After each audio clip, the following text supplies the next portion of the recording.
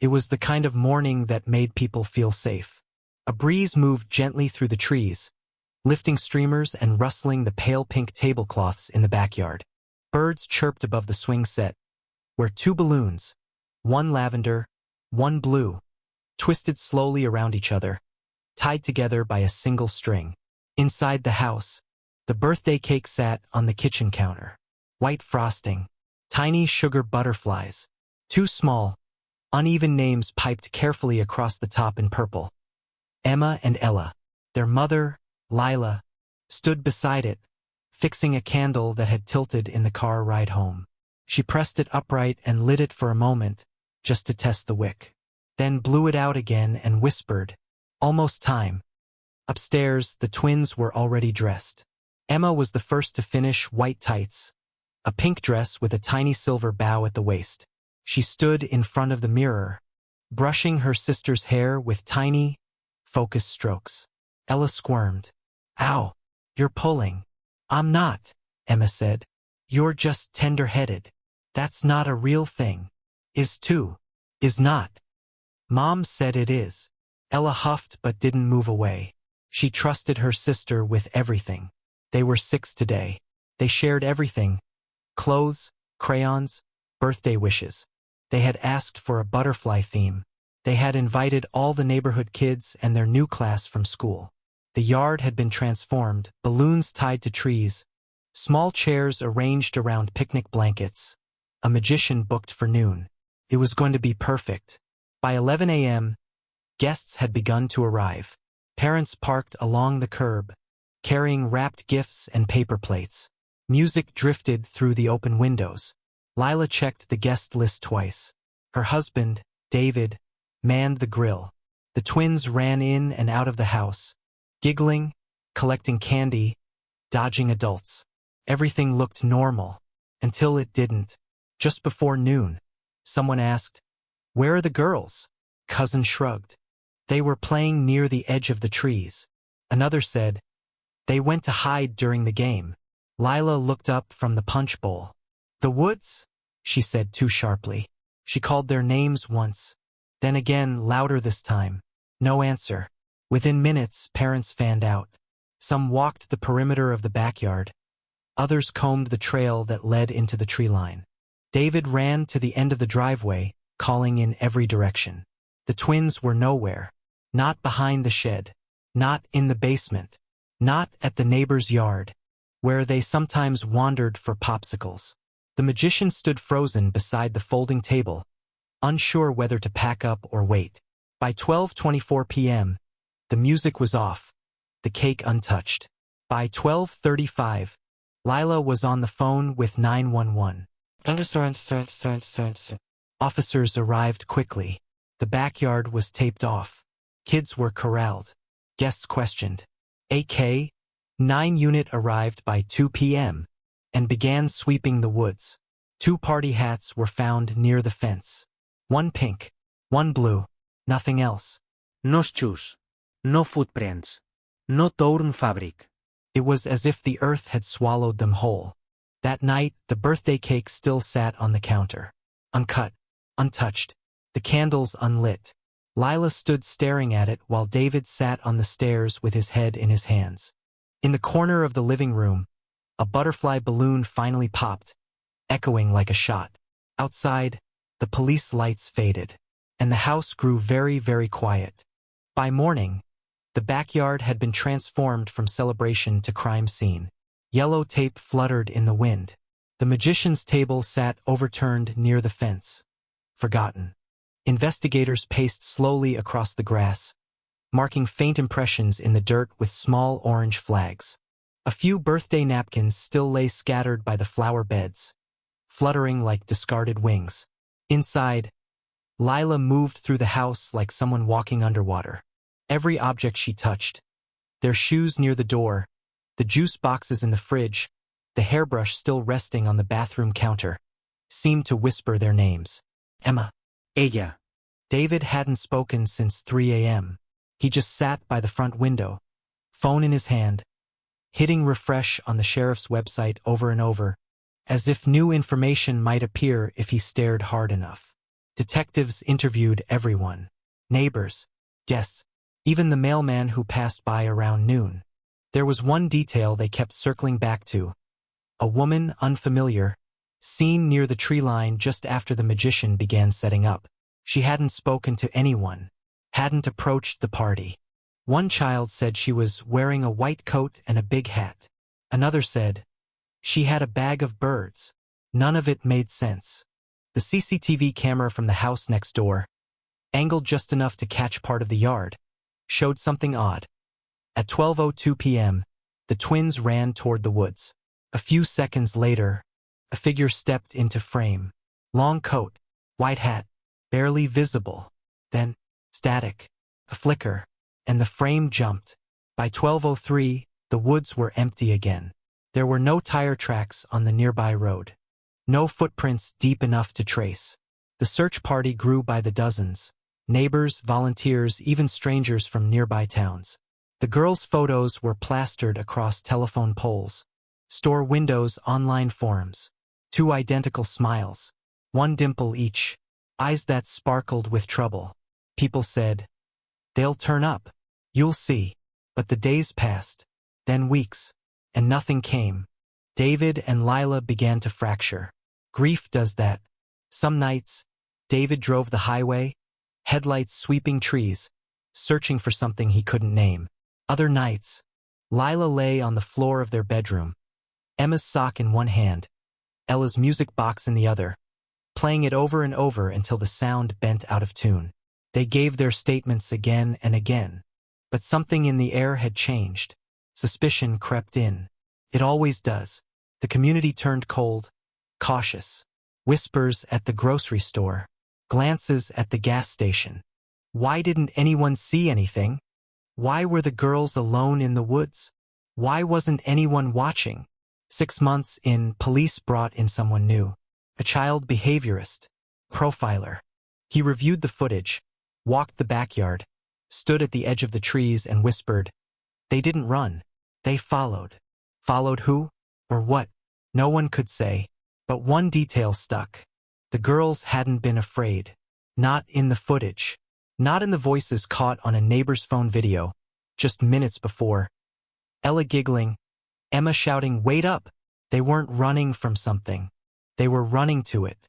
On their 7th birthday, no one came to the house. No cards. No candles. No neighbors. Just silence. David sat outside with 2 unlit sparklers, watching the wind pull at the grass. Lila didn't come downstairs. Instead, she sat in the twins' room, surrounded by dusted stuffed animals and faded drawings, clutching the 2 wrapped gifts they'd never opened. One said, "To Emma, butterflies." The other, "To Ella, secrets." The world kept turning, but the house stayed still, like a room waiting for someone to come back and finish their sentence. 7 years passed, and on the morning of their 13th birthday, a package arrived. Brown paper, no return address, just one word, hand-printed in black marker: "Celebrate." The package was small, ordinary, the kind of box used to ship shoes or thick books. It sat quietly on the doorstep, nestled against the welcome mat like it had been there all night. Lila found it just after sunrise. She wasn't expecting anything. No one sent them mail anymore, not on this day. Most friends had stopped acknowledging the birthdays. Even the family didn't call. They had learned that the grief here had edges too sharp for casual remembrance. She stared at the box for a long time before bringing it inside. David was at the kitchen table when she entered. He hadn't slept.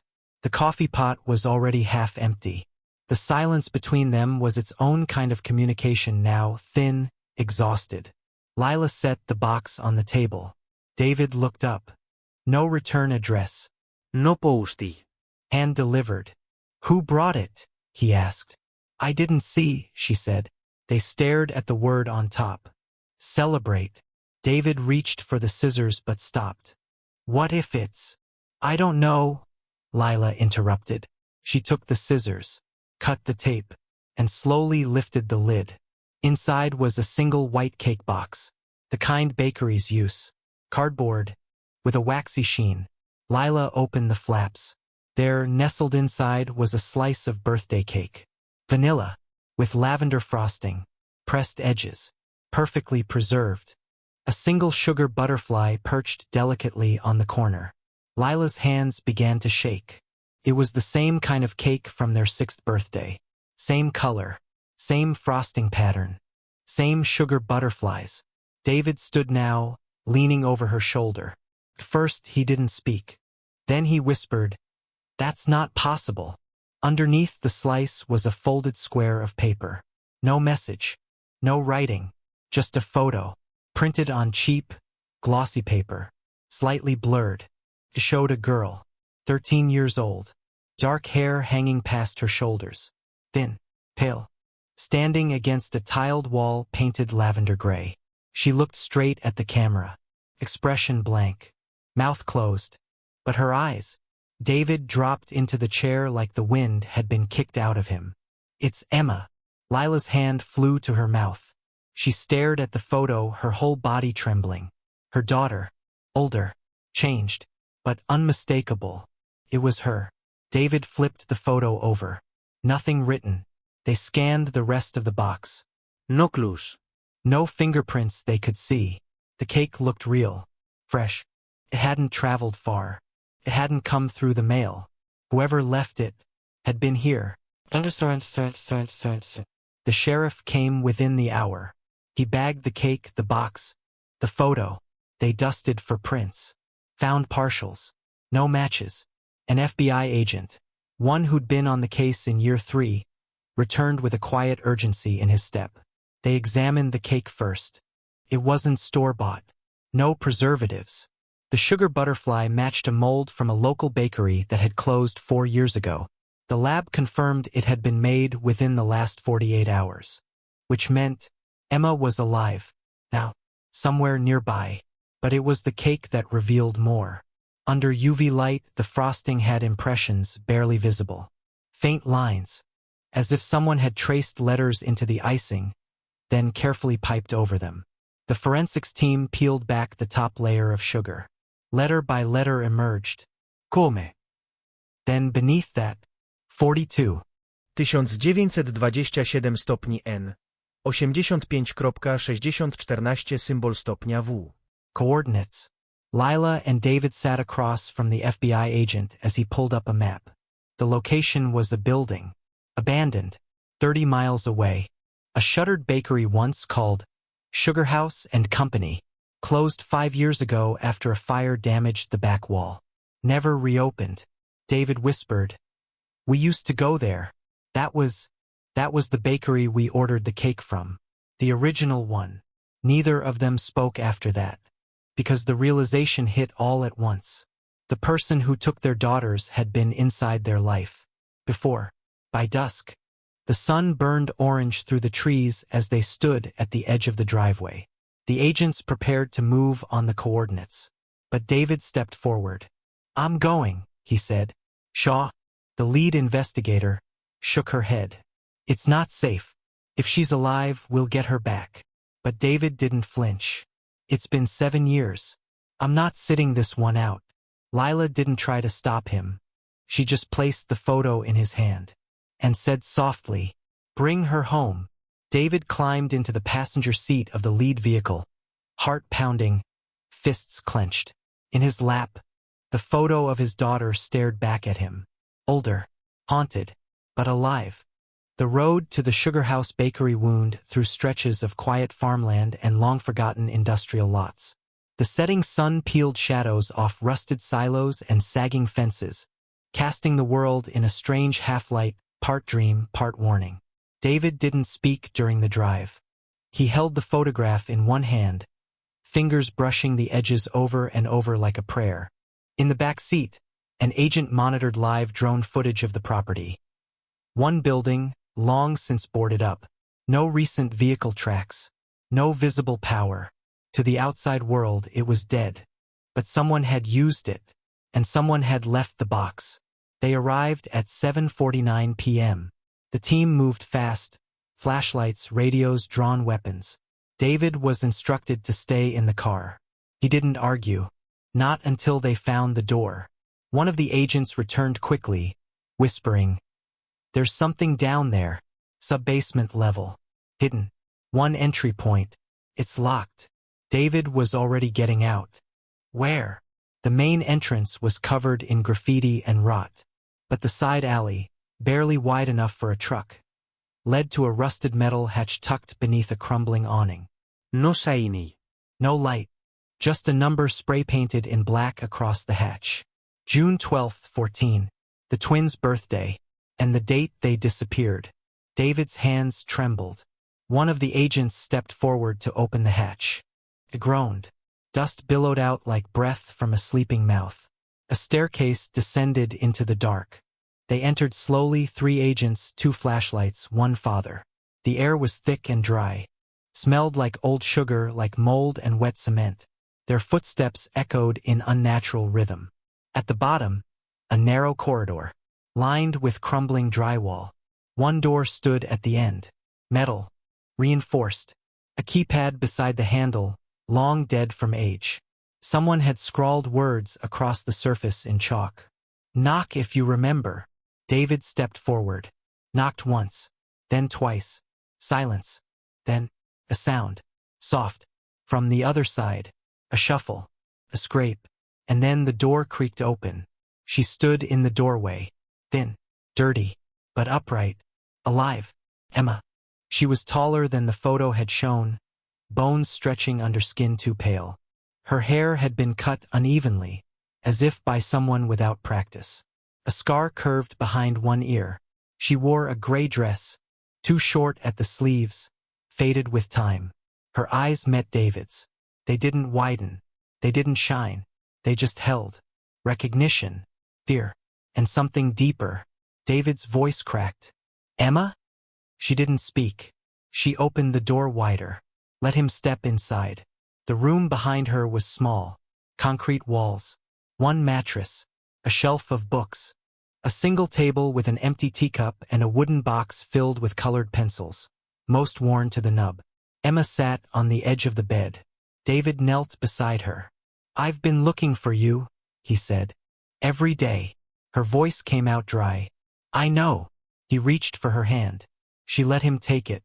She was shaking, but she didn't pull away. The agents swept the rest of the basement. No other rooms. No other children. No one else. David stayed with Emma as the paramedics arrived, guiding her gently toward the hallway. She didn't resist. Didn't speak. Not until they reached the stairs. Then, quietly, she asked, "Is Ella here too?" David stopped. He turned to her. Her eyes, sunken and ancient for 13 years old, searched his face. "Emma," he began, but she interrupted. "I was supposed to send the box for both of us." She looked down. "But I was the only one left." Back at the surface, the sky had gone deep blue. Lila waited in the hospital parking lot when they arrived. When Emma stepped out, Lila fell to her knees. Emma didn't cry. She didn't run. She just stood, unmoving, as her mother wrapped shaking arms around her waist and held her, like she might disappear again. David stood behind them, heartbreaking and rebuilding all at once. That night, Emma was admitted under observation, malnourished, dehydrated, bruised, but not broken. The doctors said recovery would be long. Emotionally, physically, the wounds were old, the silence older, but she was alive. Before leaving her room, David gently placed the old photograph on the nightstand, the one of her in the tiled room. Emma looked at it, then turned it over, and on the back, in her own handwriting, "One slice for the truth, 1 candle for me, 1 for her." David whispered, "What does it mean?" Emma stared at the ceiling, then said quietly, "She never made it to 13. The hospital room hummed with quiet machines. Monitors, pumps, the soft breath of filtered air. But it was Emma's silence that filled the space most fully. She sat against the pillows, thin arms resting on the blanket, eyes fixed on a corner of the ceiling no one else seemed to see. Lila tried to talk. She brought flowers, coloring book, the same brand of gummy bears the twins used to love. Emma touched nothing, David stayed mostly in the chair, just inside the door. Close enough to be near, far enough not to crowd. He didn't press. They had already waited 7 years. They could wait longer. The doctors said her vitals were stabilizing. No signs of recent injury. But her weight was low, dangerously so. Signs of old fractures. Old bruises. But no fresh trauma. She had survived something long-term. And she had survived it alone. Or so they thought. Until Emma spoke. 3 words. Quiet. Measured. Almost mechanical. She's not gone. Lila looked up from her tea. Who isn't, sweetheart? Emma blinked. Ella. David's chest tightened. Emma, we didn't find her. Just you. There was no one else in the bakery. She wasn't there anymore, Emma whispered. But she's not gone. Lila reached for her hand.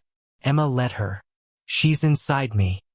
That night, after Emma fell asleep, David stepped into the hallway to speak with Detective Shaw, who had stayed quietly involved since the rescue. We think she was kept in that room for at least 3 years, Shaw said. The bakery's utilities were shut off 5 years ago, but there were signs of battery-powered equipment. After that, we don't know. Where was she before that? David asked. Shaw shook her head. There were traces, bits of medical tape, a sterile bag, oxygen tubing. But no records. No names. She paused. There's one more thing. You should see it. Downstairs, inside an evidence locker, Shaw opened a sealed plastic case. Inside a key, attached to a tag with the word, Mother, written in floral cursive. We found it under the mattress. Emma had hidden it in a ripped seam. The tag is from a storage unit. Rented under a false name 2 towns over. Payment made in cash every month for 6 years. David stared at it. Do we know what's inside? Shaw hesitated. We're opening it tomorrow morning. The next day, Lila stayed with Emma while David rode with Shaw to the facility. Rows of gray doors, all identical. Unit 44B. The lock popped open with a sharp snap. The metal door rolled up slowly. Inside, a recliner, a crib, a shelf with rows of carefully labeled VHS tapes, and a small, pink suitcase with the initials EG stitched on the front. Emma Granger, or Ella. David stepped inside. It smelled like lavender and dust. There was a mirror on one wall, low enough for a child to see herself. Next to it, taped carefully, a photograph of 2 girls holding hands. One was grinning. The other, Emma, was staring at the camera. Expression blank. Below the photo, written in pink pen. One stays. One goes. One remembers. Back at the hospital, Emma woke in a panic. She had been dreaming shallow, gasping, wild. She tried to scream, but no sound came. The nurse called Lila in. Emma clutched at her mother's sleeve, whispering the same word over and over. Room, room, room. Lila didn't understand, but Emma wouldn't stop. Eventually, she managed another sentence. Not the bakery. David returned late, shaken, carrying a file of photos from the storage unit. He showed Emma the photo from the mirror. Her face changed. I remember that day, she said. Lila leaned in. What happened? She made us pick. Who would leave? Who would stay? She said only one birthday could be real. David's stomach turned. She made you choose? Emma nodded. But we didn't. She did. Lila's hand flew to her mouth. She told Ella I was too quiet. Emma whispered. And that I was the one who would forget. That night, Emma asked for something she hadn't in years. A candle, she said. A candle. For her. Just one. Lila brought a single birthday candle from the drawer. They lit it together. Emma stared into the flame. I remember everything now, she said. And then, for the first time since she'd come home, she cried. Not the quiet tears of a frightened child, but the deep, shaking sobs of someone who had waited 7 years to be allowed to feel. Emma slept through the next morning, her body finally surrendering to rest it hadn't truly known in years. Lila watched her from the hallway chair, arms folded tightly, a book untouched in her lap. Occasionally, She'd glance at the candle stub still resting on the windowsill. Melted wax puddled at the base. Wick blackened but still whole. David arrived just before noon, carrying a stack of manila folders and a face pale with worry. He sat next to Lila, leaned in close, and whispered, "They found something in the tapes." She nodded slowly. "Tell me." He opened the top folder. Each tape is labeled with a date, one every few weeks. The first 10 show only Emma. He flipped through grainy stills clipped from the footage. Emma sitting at a desk. Emma holding a stuffed bear. Emma coloring. Emma staring blankly at the lens. Lila closed her eyes. Surveillance. "Or training," David said, voice low. "The FBI said some of the tapes contain prompts. Someone off-camera asks questions, gives instructions. The voice is female, measured, almost cheerful. 'Mother,' Lila whispered. David turned another page. "This one's different. It shows both girls." Lila looked. 2 girls. Same frame. One sitting, one standing. But one thing was unmistakable. The girl standing had a butterfly clip in her hair, the kind Ella had worn on the day they vanished. "This is from 4 years ago," David said. 2 years after they disappeared. But Emma said. Lila started, then stopped. David's voice was barely audible. "She might not have known." Back upstairs, Emma stirred. She woke slowly, blinking at the filtered sunlight through the hospital curtains. For a moment she looked peaceful. Then her gaze sharpened. "Is it today?" she asked the nurse softly. The nurse tilted her head. "Today," Emma nodded. "The day she comes back." The nurse smiled kindly, unsure how to respond. Emma sat up straighter. "They said birthdays are the most powerful days. That's when doors open." David and Lila returned to Emma's room just after lunch. She looked different, more alert, restless. Lila reached for her hand. "Honey, we need to ask you something." Emma didn't flinch. David held up the still image. "Do you remember this?" She stared. The color drained from her face. She nodded once, then twice. "She was there," she said. "For a while." "What happened?" Emma's voice was dry. "Mother didn't like that we wouldn't choose, so she made up rules. She said we had to earn birthdays. She said we couldn't both be real." David swallowed. "When was this?" Emma looked up. "Every June." Lila blinked. "On your birthday?" Emma nodded. "She would bring the cake. Just one slice. Only one of us could eat it. That meant you got to stay another year." David felt sick. "And the other?" Emma looked away. "She was punished." The FBI followed Emma's timeline, cross-referenced local missing persons reports with property rentals, pieced together digital records from erased drives. Pattern emerged. Each June, Mother rented a location, a different town, a different shell of a building, always remote, always temporary. But one storage lease was still active. The same ID tag from the unit under Mother matched an open rental unit in a nearby industrial park. They moved that evening. This time, Emma insisted on coming. "She'll come if I'm there," she said. "She always does. That's the game." David and Lila protested, but Shaw overruled. She knew what survivors sounded like. And Emma wasn't asking permission. She was giving instruction. They arrived just before midnight. The facility was quiet. Rows of metal doors glinting under floodlights. Unit 12C. The team moved in. David waited with Emma inside a surveillance van, watching the infrared feed. "She's already there," Emma said quietly. Shaw's voice crackled through the radio. "We're opening the unit now." The screen went dark, then flickered back to life. A chair, a flickering lamp, a figure seated, back turned. Still, Emma leaned forward, hand pressed to the glass. "That's her." Ella. David asked. Emma shook her head. No. She pointed to the corner. A second figure, smaller, curled on the floor. A girl, breathing, still alive. The moment the agents stepped into Unit 12C, the air in the surveillance van seemed to hold its breath. The feed was grainy but clear enough to make out shapes, movement. The woman in the chair, Mother, remained still, her back to the open door, a hood drawn over her head. She didn't look up, didn't speak. She simply lifted one hand, slow and deliberate, and pointed to the far corner, where the girl was. The agents called out. No response. They moved in. David's hand gripped the edge of the monitor. Next to him, Emma didn't blink. She whispered. She always waited like that, like a statue. But her voice could make you do anything. Lila reached for her daughter's hand, but Emma didn't move. The girl in the corner stirred.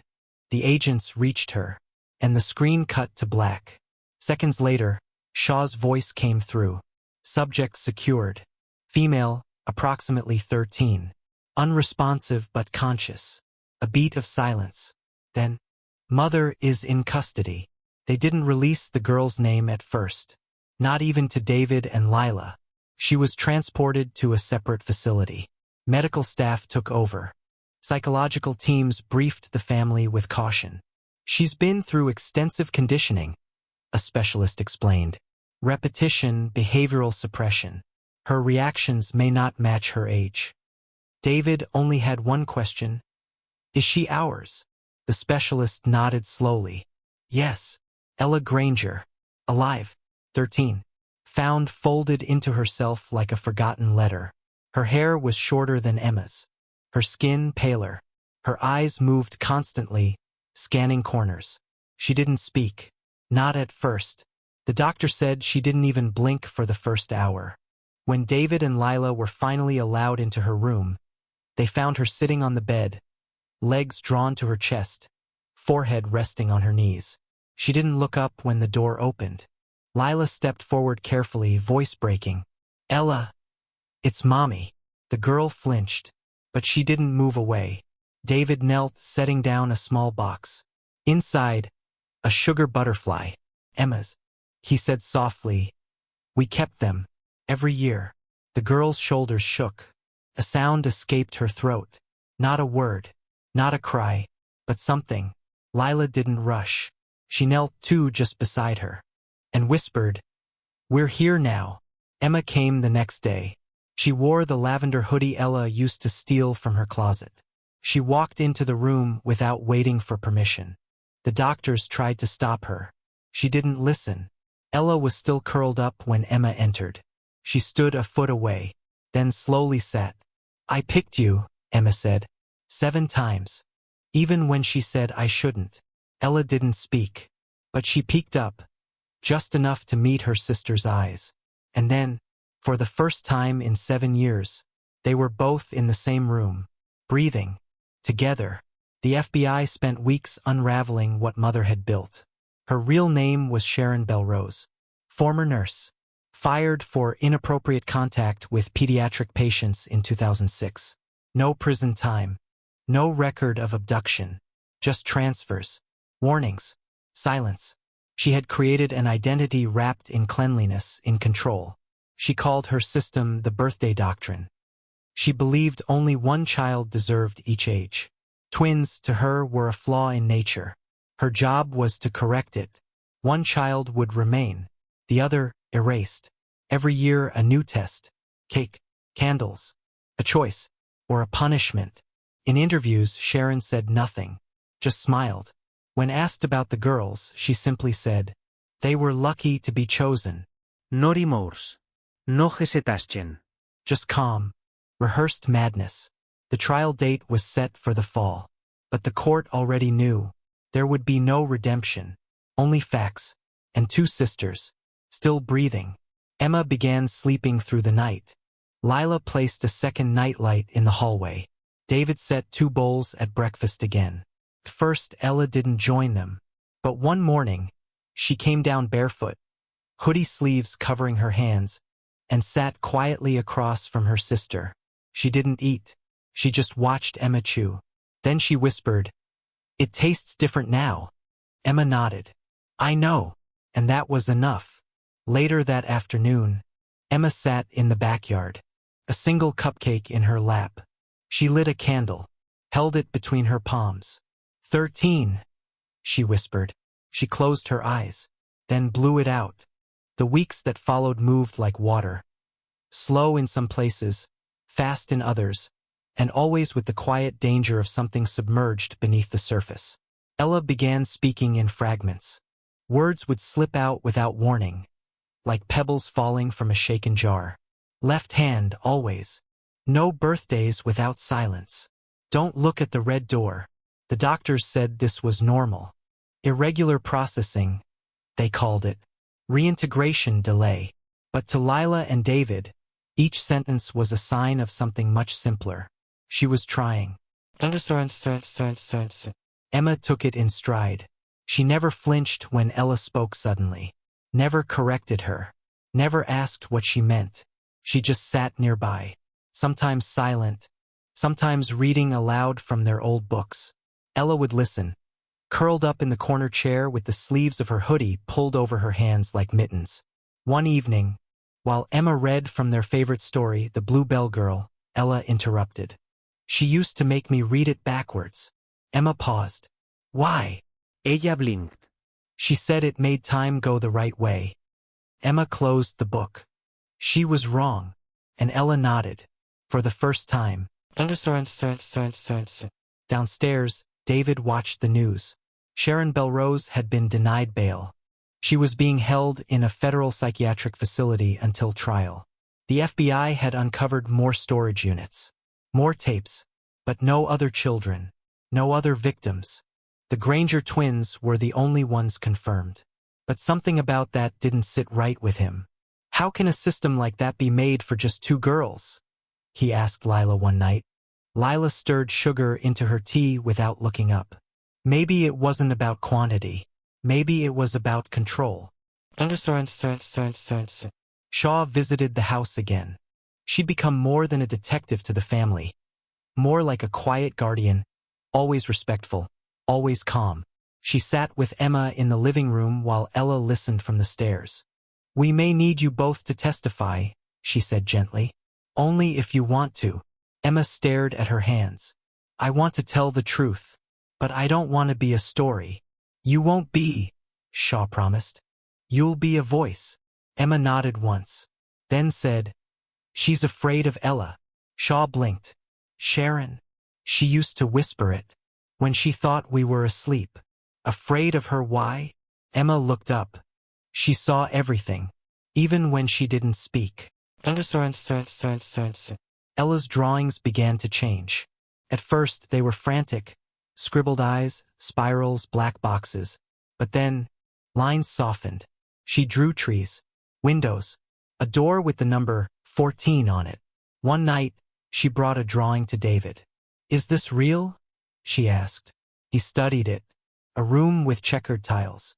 A bed against the wall. A mirror that didn't reflect anything. It looks like the bakery. Ella pointed to the mirror. It was a door once. David felt a chill. What do you mean?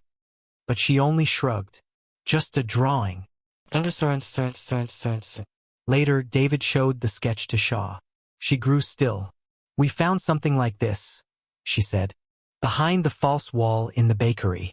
A mirror mounted in cement. But it didn't open. Emma, standing nearby, whispered, It only opens if you're forgotten. By summer, the girls were attending therapy together. Some days were light. Others ended in silence, tears, door slams. But they went, and they stayed. They chose each other. Every time.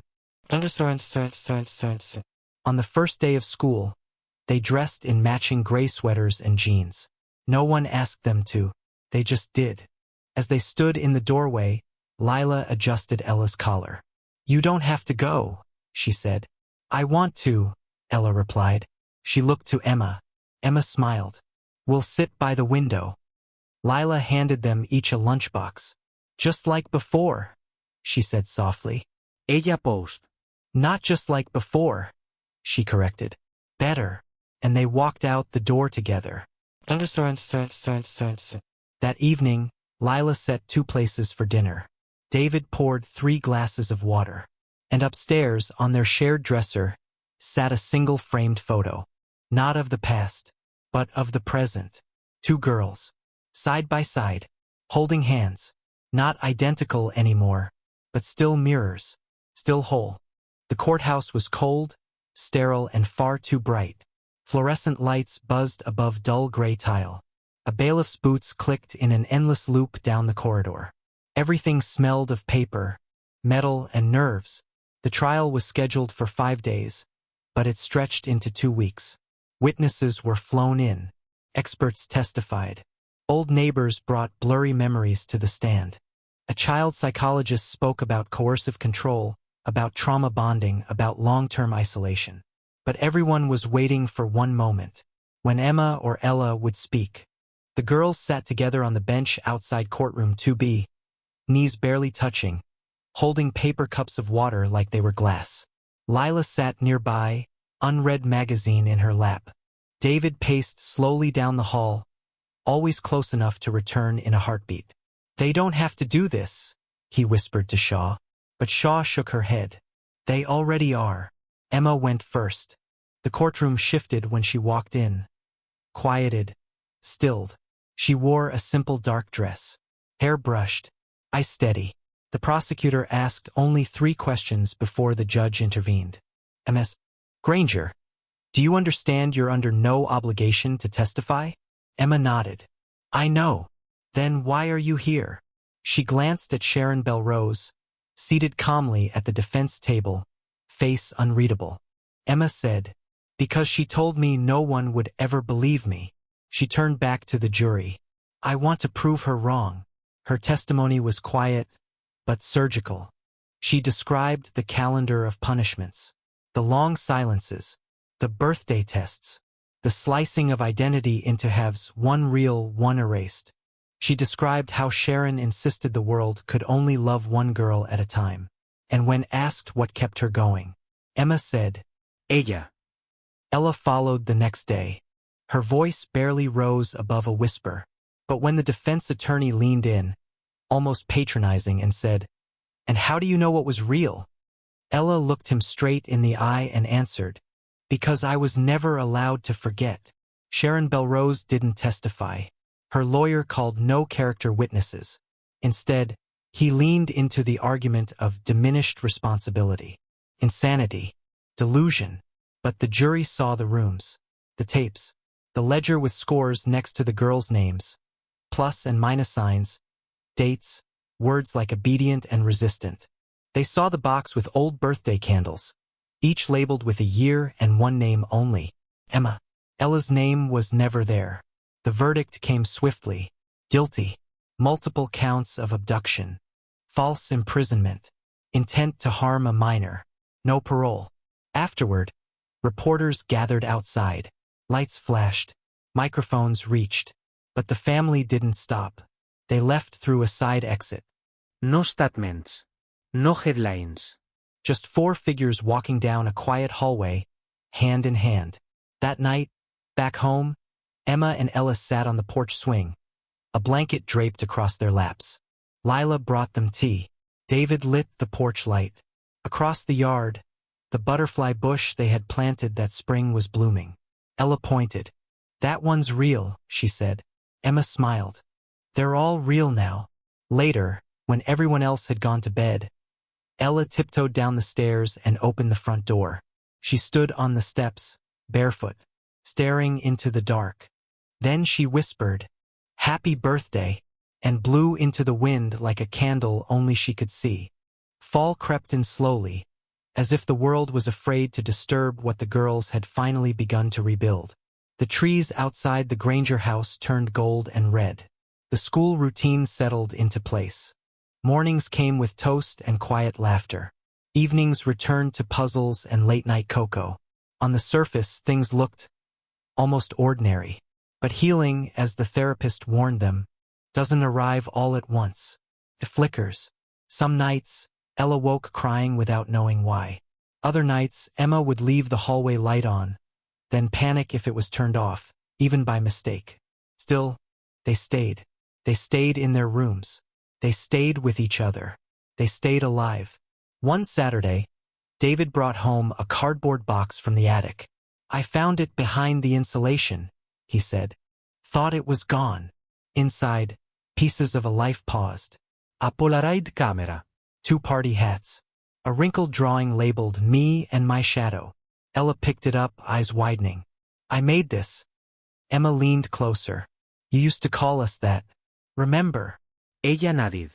Shadow twins. They spent the afternoon going through the box, laying the contents out on the living room rug like an archaeological dig of their own childhood. A cracked tiara. A music box that still played a haunting half-speed lullaby. And at the very bottom, a cassette tape labeled 6th Birthday Ella Sings. Lila pressed it into the player. The room filled with static. Then silence. Then a small, clear voice.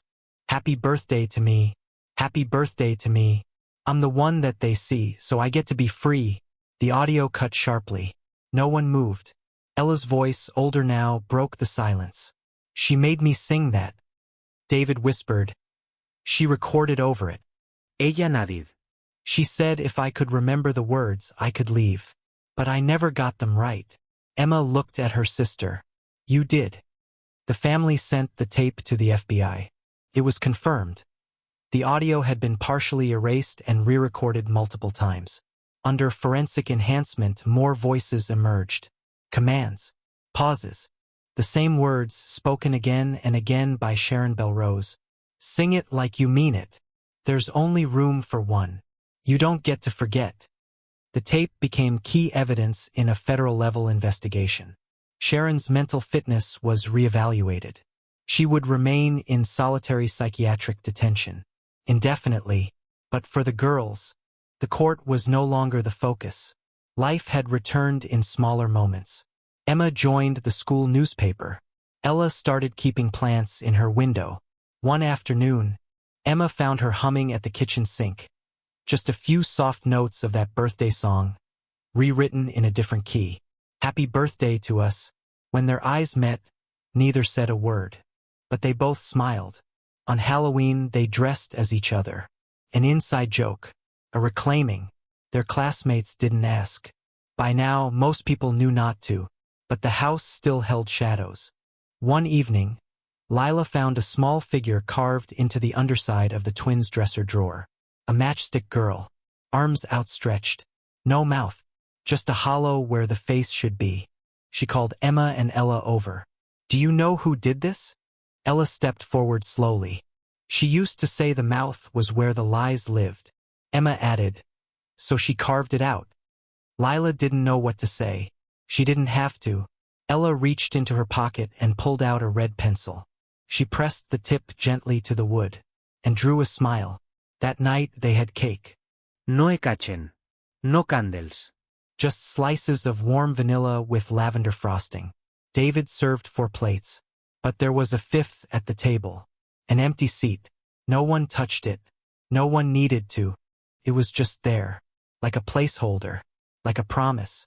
Like the kind of silence that finally means peace. The first snow came early that year. A light dusting. Barely enough to coat the street, but enough to hush the world. The sky turned soft and low, and the rooftops shimmered like powdered sugar. The girls stood at the window that morning, watching it fall. Emma spoke first. It looks different now. Ella tilted her head. Than before. Emma nodded. Then when we watched it from inside the room. Ella didn't respond right away. Then, there weren't windows. Emma blinked. Right? Silence. Ella turned from the glass and walked back to the kitchen.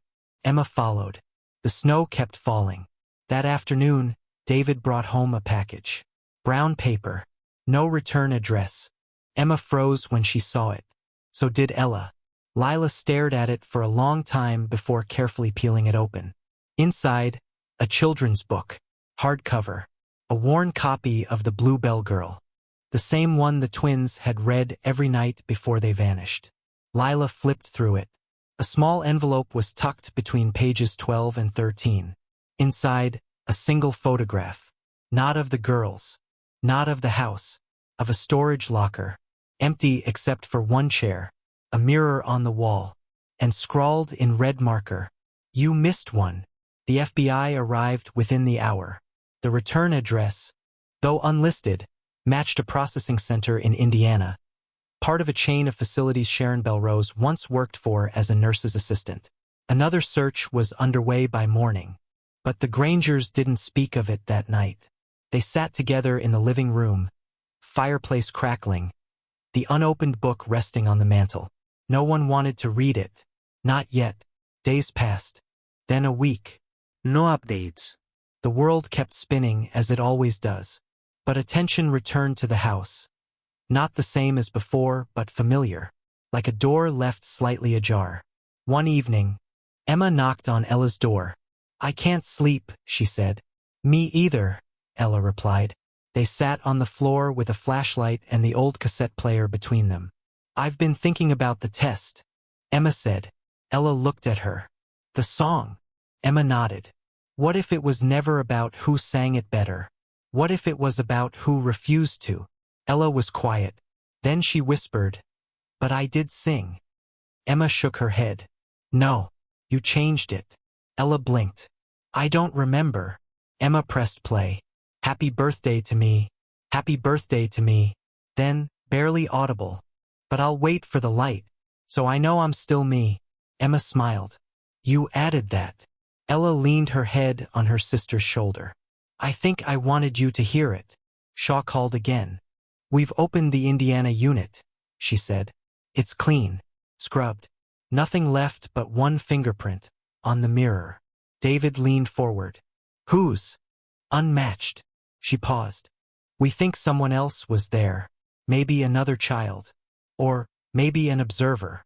"What does that mean?" "It means this may not be over." Emma and Ella didn't react the way David expected when he told them. They didn't cry. They didn't hide. They looked at each other. And Emma said, "Then we help." Ella nodded. "So no one else waits 7 years." Together they began writing again. Not in notebooks this time, but letters. Open letters. To anyone still missing. To anyone still silent.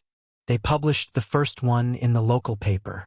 "To the ones still inside. We know what the dark feels like. We know the sound of a birthday candle no one lights. We know how long it takes for a voice to come back. But it will. You are not forgotten. You are not the lie she told you. You are not a punishment. You are a person. You are real. Stay alive. Stay stubborn. Stay loud inside, even if you're quiet outside. We'll be here when the door opens." The piece went viral. Thousands of letters poured in. Some from survivors. Others from families still searching. One envelope arrived with only 3 words inside. "You helped me." Emma pinned it to the wall, right above the photo of them on the porch swing. They didn't frame it. They didn't need to. Some things speak louder without glass in the way. Spring returned like a held breath finally exhaled. The trees bloomed slowly. The butterfly bush outside the twins' window erupted into soft color. And inside the house, a stillness began to shift. Not the heavy kind that smothers, but the kind that allows things to move again. Emma began speaking at local schools. Just short assemblies at first, 15 minutes, 20 max. She never shared the full story. Just enough. "You don't need to survive something terrible to matter," she'd say. "But if you have, please remember, someone is looking for you." She ended every talk with the same words. "We were found. You can be, too." Ella didn't go with her at first. Crowds still overwhelmed her. But one afternoon, Emma came home to find her cutting paper at the kitchen table. She had created small cards, handwritten quotes from their letters, printed with butterfly silhouettes on the back. "I thought maybe they could take them," Ella said. "So they don't have to remember everything we said." Emma nodded. "Or in case they forget that someone's waiting." They started mailing the cards. One by one. No return address. Just small boxes like the one that once arrived for them. Only now filled with light. One morning in May, the FBI contacted David again. Another child had surfaced. This time in Oregon. Found in a rehab facility for unlicensed care. The caretaker was using Sharon's system, her words, her rituals. When asked where she'd learned them, the woman answered, "A mentor."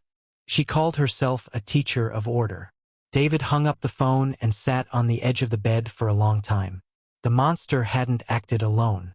It was spreading. A doctrine. An infection. But this time they were not waiting to be saved. They would fight. Emma and Ella agreed to be part of the National Task Force. Not as victims. As consultants. As voices. They reviewed protocols, helped write guidelines for early detection, and created survivor-led outreach templates. They refused compensation. "We've already been paid," Emma said. "In years. We're just giving some of it back."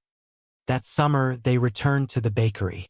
The building had been bought and slated for demolition, but the family asked for one more visit. It was overgrown now.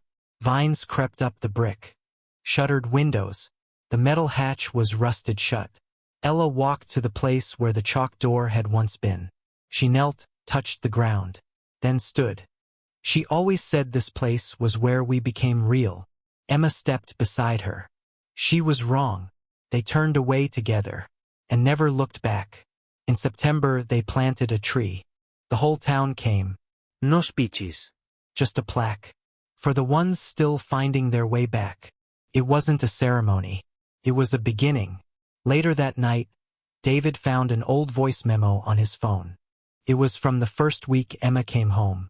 He had forgotten it existed. He pressed play. Her voice was quiet, cracked. "I don't know if I'm ready.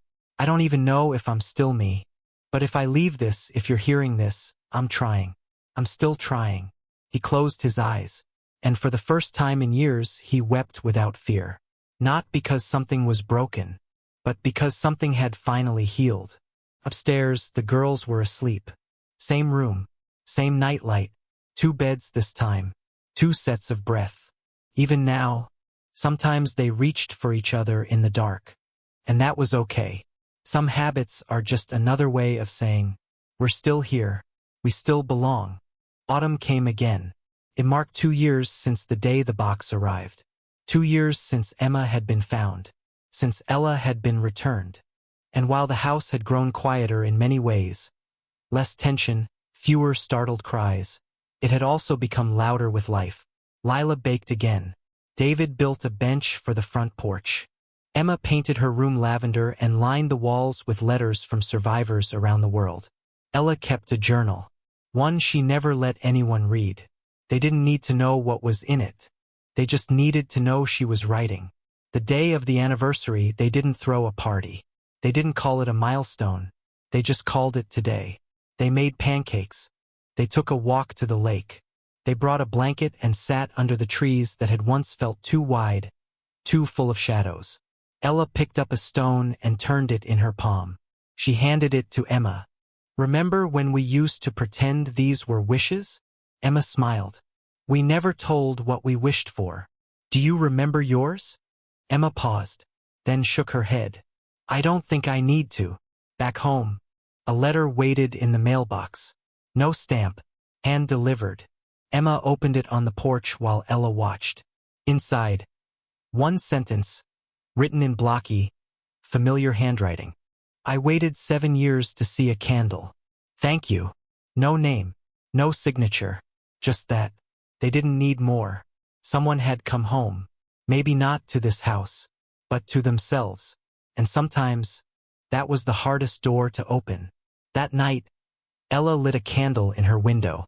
No words. No ceremony. She just watched it flicker. Across the street, in a second-floor apartment, another light blinked on. A single flame mirrored in glass. Emma joined her at the window. They didn't say anything. They didn't need to. The next day, Emma received an email from the coordinator of the National Survivor Network. Subject: "Do you want to meet them?" Inside, a list of names. Children who had reached out after reading to the ones still inside. 3 had asked to meet the twins. 1 girl, age 14, had been taken when she was 6. Her story mirrored theirs so closely it made Emma's hands shake. Ella read the email over her shoulder. "We should go," she said. "Are you sure?" Ella nadie. "I don't want her to wait like we did." They traveled with Lila and David. Quietly. No press. No fanfare. The meeting took place in a community center room with folding chairs and fluorescent lights. The girl was small, with short hair and eyes that didn't blink enough. When she saw the twins, she didn't run. She didn't speak. She simply walked up and took Ella's hand, then Emma's, and held them both, like anchors, like proof. That night, back in the hotel, the girls lay side by side in bed. Ella stared at the ceiling. "I used to think I wasn't real," she said. "That maybe I was just something made up for someone else to control." Emma didn't respond right away. Then she whispered, "But I see you. I remember you." Ella turned to her. "And I remember me, now." In the morning they went home, but something had changed. They had walked back into the world as more than survivors, as beacons, not because they had answers, but because they had endured. And every breath after that was a message to someone still stuck behind a false mirror. You're not alone. Winter came with soft gray skies and the sound of snow settling on rooftops. Inside the Granger home, life found a rhythm that no longer felt borrowed or breakable. Ella was accepted into a small art mentorship program. Twice a week, she traveled to a studio downtown, where she painted in silence among other survivors of trauma. People who, like her, found words too sharp but color just right. Emma started tutoring kids in creative writing. She specialized in helping them find their voice, especially those who had once been told to stay quiet. They never advertised what they'd survived. They didn't need to. It lingered in how gently they listened, how slowly they responded, how bravely they stayed. The family kept one rule. Every month, on the 12th, they did something they'd never done before. Sometimes it was small, trying a new food. Sometimes bigger, visiting a town no one had heard of. One month they made a cake. Lavender frosting. 2 sugar butterflies. They lit 2 candles. No singing. No tears. Just silence, full of memory and gratitude. One morning, Ella found an envelope on the front porch. Plain white. Inside, a photo. A girl, maybe 15, standing on a boardwalk. Her arms stretched to the sky. Wind in her hair. A wide, wild grin on her face. No note, but scribbled on the back. "My first real birthday. Thank you." Ella placed it on their growing bulletin board. A constellation of returned voices, each one proof. In January, they were invited to a summit for trauma-informed education reform. Emma spoke on stage, her voice clear and even. She ended with this: "We weren't rescued by a hero. We were returned by each other." I reached back. She pulled forward. "If you're listening to this, wherever you are, you don't have to come back alone." The room was quiet, then rising. Applause. Ella stood at the side of the stage, arms crossed, trying not to smile. But she did. Eventually, that night, they walked the long hallway of their hotel, arms brushing. "Do you still see it?" Emma asked. "See what?" "The room. The mirror." Ella nodded. "Sometimes, but it's smaller now, like it doesn't fit anymore." Emma took her hand. "Good." That weekend, they planted another tree, in the same park as before. But this one was for Sharon Belrose's other victims, known or not. They didn't place a name on the plaque. Just 4 words. "The light still finds." A week later, a letter arrived in handwriting they didn't recognize. But the message was clear. "I was one of them, not a twin but a test. I ran before she could finish. I thought no one would ever believe me. Then I saw you. Thank you."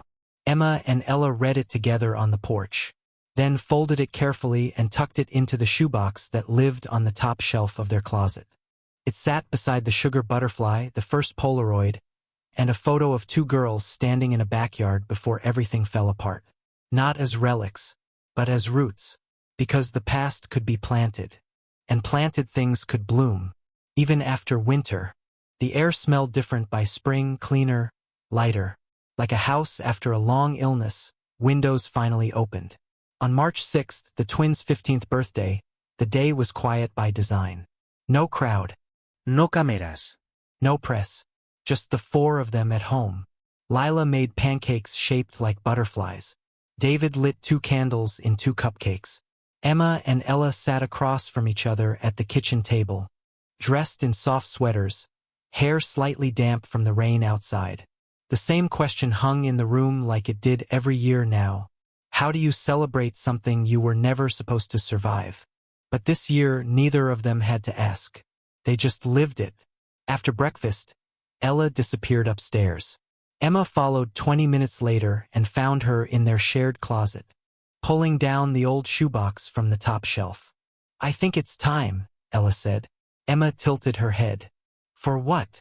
Ella opened the box. Inside, everything they'd saved. The cake photo, the cassette, the first butterfly clip, the letters from survivors. Ella placed it all, piece by piece, into a larger wooden box she'd painted by hand.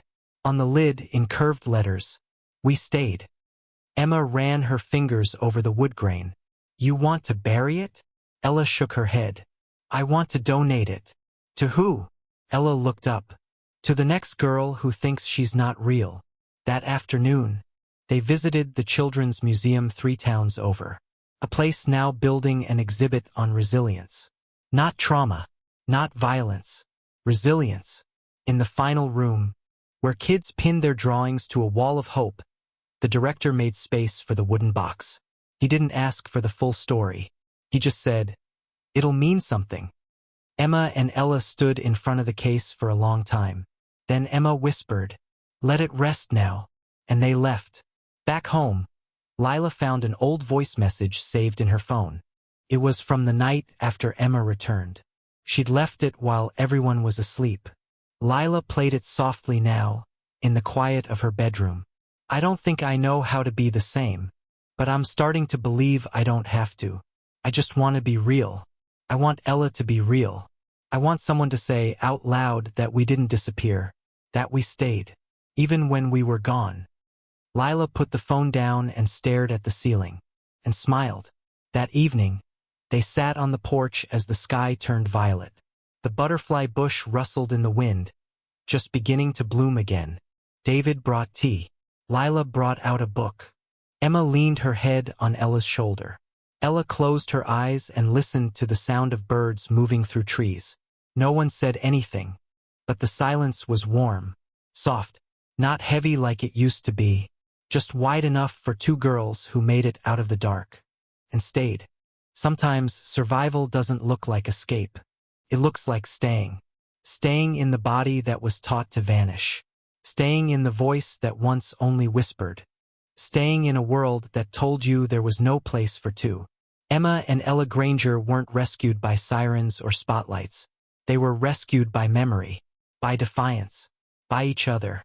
They taught themselves how to return, not just to a house, but to the truth of who they were, who they still are.